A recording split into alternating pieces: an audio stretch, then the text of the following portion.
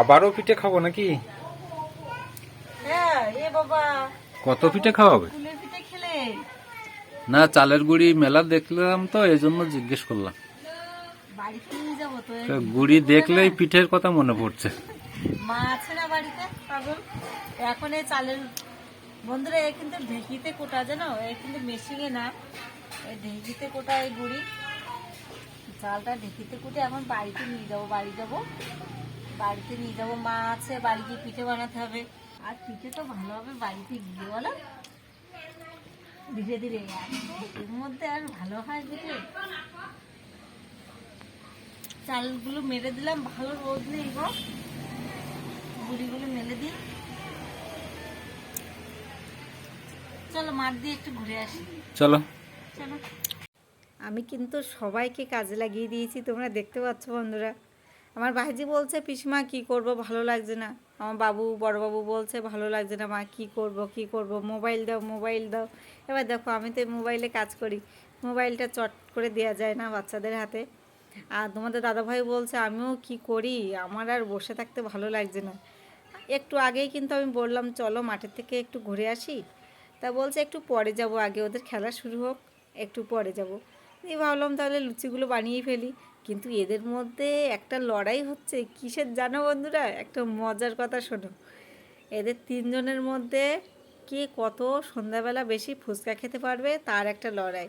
যে আমি ছোটোবাবুকে জিজ্ঞাসা করলাম যে তোমাদের দাদাভাই কিন্তু বাচ্চা হয়ে গেছে, এর মধ্যে কি করবে, সারাক্ষণ কাজে ব্যস্ত থাকে তো। আমি দেখলাম খুবই উৎসাহের সঙ্গে এইগুলো করছে। তা আমি ছোটোবাবুকে জিজ্ঞাসা করলাম, বাবু তোমার কি হলো, তুমি বাদ কেন বাবা? বলছে আমার বাবু আছে না, আমার বাবুই আমাকে দিয়ে দেবে, আমার কোনো অসুবিধা নেই। আর ও এখন খেলা করছে বরফ নিয়ে। ঠিক আছে চলো মাঠে খেলা হচ্ছে, একটু দেখে আসি। এই দেখো, অনেকক্ষণ বসে খেলা দেখলাম, খুব সুন্দর খেলা হলো। আর তার মধ্যে একটু বিলাতি আমরা নিয়ে এসেছিলাম।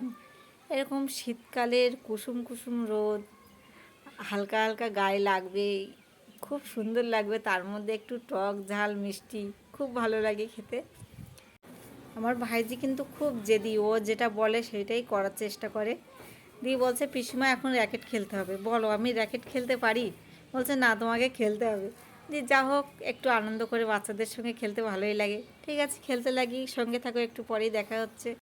ফুচকা নিয়ে আসতে পারিনি। আমার ভাইজি বলছে জামাই তুমি কিন্তু ভালো লুচি করতে পারোনি, তাহলে কিন্তু তোমার একটাও হবে না, সব থেকে ভালো লুচি করেছি আমি, তোমার শাশুড়ি না, তুমি খেতে পারো নাকি?